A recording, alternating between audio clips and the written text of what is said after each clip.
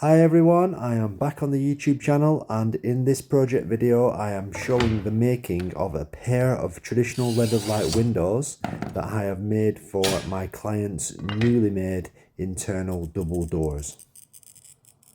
So straight into the glass cutting, which is what I'm showing here, and each individual piece of glass has to be hand cut, so I have to cut each piece out using my glass cutter, my grossing pliers, and breaking them out to the exact shape that they need to be. So there's probably a few hundred pieces in total in this project, 2 panels in total for this pair.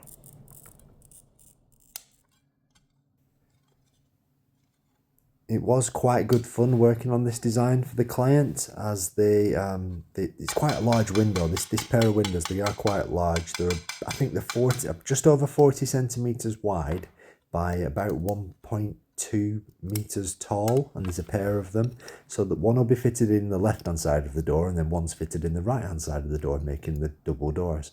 But the client, they sent me across a few design inspirations, so things with flowers in that they like the look of, with red flowers, and then it was a case of coming up with a design that worked, that fitted in a pair of panels.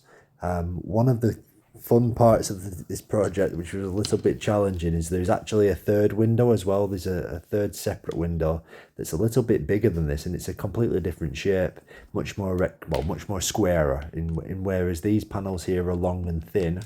The other one is much more of a square window. So it was working on a design that would suit both shapes, and I could adapt it to make it suit both shapes and look good, because I think they are all being fitted in the same room, so it needed to sort of run through the design and look good and through the whole project. So that was quite fun.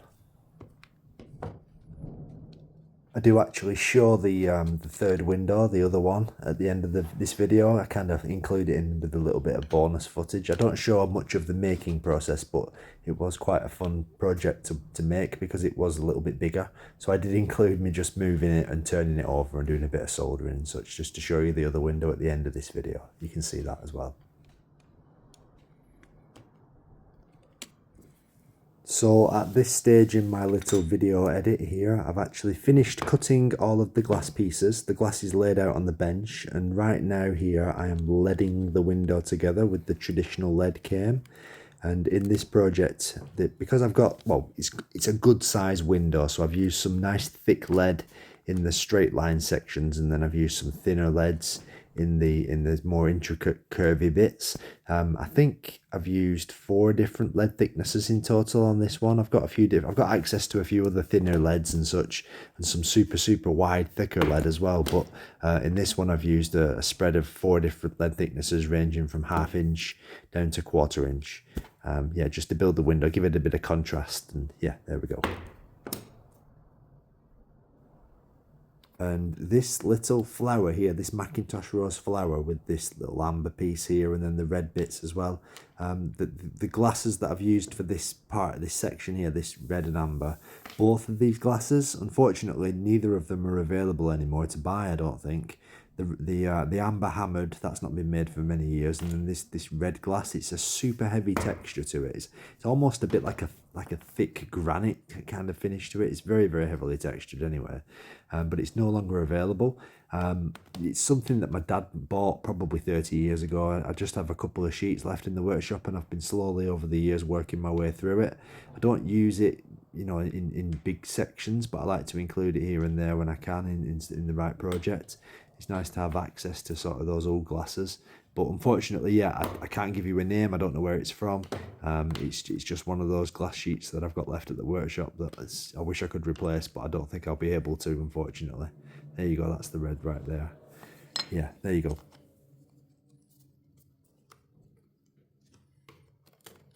And a little random little bit of information for you, little tidbit of info.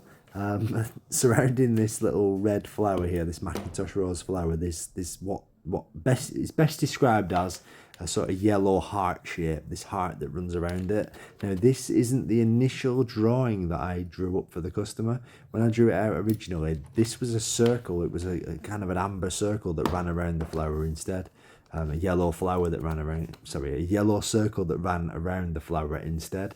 But when I showed that to the customer, they asked if I could do something with a heart shape instead. So I sort of redrew it out, this top section here, and changed it into this heart shape. You'll see it better when I sort of get further on with the project, and it sort of bring the camera out a little bit more. But yeah, it's this big sort of yellow heart was originally supposed to be a yellow circle. There you go, random info.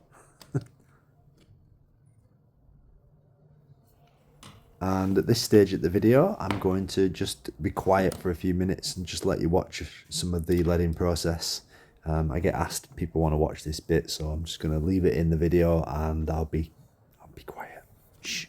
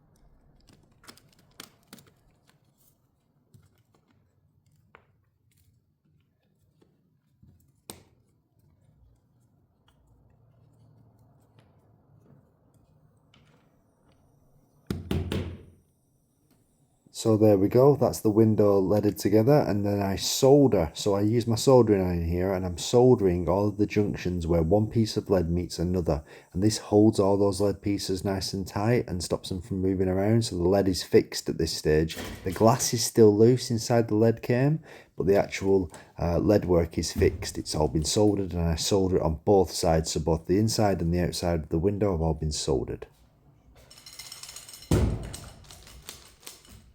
And you could hear the glass pieces rattling around inside the lead came. So the glass is still very, very loose. So I cover the window in this here. This is traditional, it's a window cement. It's a lead light window cement. It's leaded light cement. And I'm covering it, and then I push the cement using my brush into all the gaps between the glass pieces and the lead came.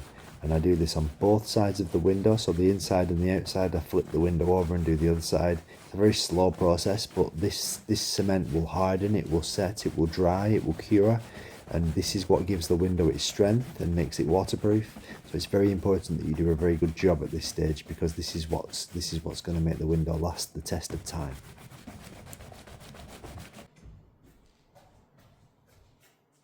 And after a few days, I come back to the window after it's rested on the bench, and I can start to remove the excess drying cement. So the cement, it's not set super firm yet, but it's started to stiffen up, and that means I can start to remove the excess. So I use my little picking sticks here and then different various brushes to remove the excess cement. This is a very slow process. Even if I was to drag it out in this video to last for 10 minutes, it still doesn't even touch the sides of how long it actually takes to go through these whole processes of cleaning. There's a lot of time involved in this part of the process.